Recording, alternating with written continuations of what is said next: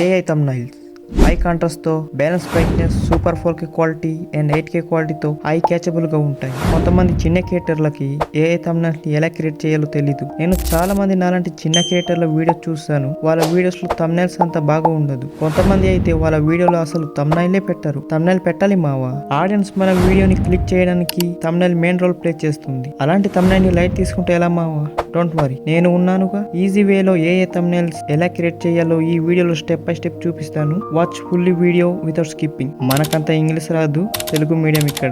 AI images కానివ్వండి, AI videos కానివ్వండి create చేయలేకపోవడానికి main reason English రాకపోవడమే. ఎందుకంటే AIని ఏదైనా అడగాలంటే ఇంగ్లీష్ లోనే ప్రాంప్ట్ ఇవ్వాల్సి ఉంటుంది కాబట్టి. సో డోంట్ వరీ మావా, మన నాలెడ్జ్ తో పని లేకుండా సింపుల్ గా ఈజీ వేలో AI thumbnails ఎలా క్రియేట్ చేయాలో చూపిస్తాను. వీడియోని మాత్రం పూర్తిగా చూడండి. మనకు AI thumbnails యూట్యూబ్ వీడియోస్ కోసం కావాలి కాబట్టి యూట్యూబ్లోనే ఒక thumbnailని వెతుకుదాం. ఏంటి అర్థం కాలేదా? అయితే చూడండి. ఫస్ట్ నేను నాకు నచ్చిన thumbnail కోసం వెతుకుతాను. సో మీరు అలాగే చేయండి.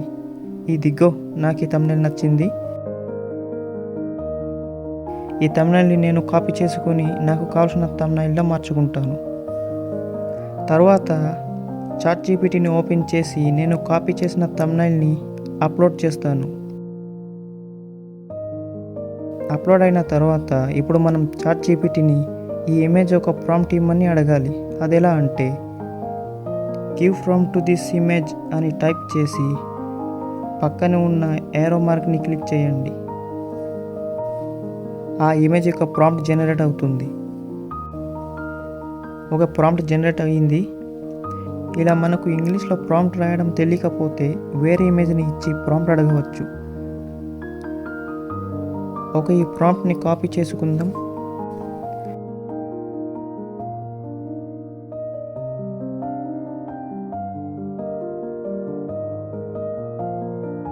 ఇప్పుడు క్రోమ్ సెర్చ్ బార్లో ఐడియోగ్రామ్ అని సెర్చ్ చేసి ప్లస్ ఐకాన్ మీద క్లిక్ చేసి కాపీ చేసుకున్న ప్రాంప్ట్ని ఇక్కడ అప్లోడ్ చేయాలి.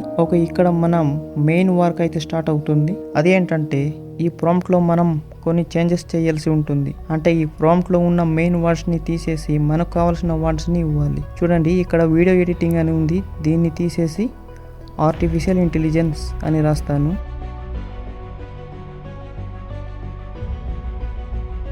ఇమేజ్ ఇలా అక్కర్లేని వాటిని తీసేసి మీకు కావాల్సిన వర్డ్స్ని ఇవ్వాలి.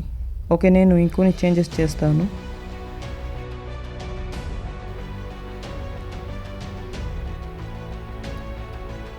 ఇక్కడ thumbnailని కూడా తప్పు రాశాను. చెప్పాను కదా తెలుగు మీడియం అని. thumbnail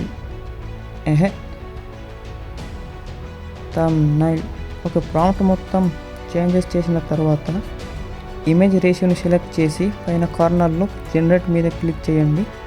ఇమేజ్ జనరేట్ స్టార్ట్ అవుతుంది. ఇమేజెస్ జనరేట్ అయింది చూడండి.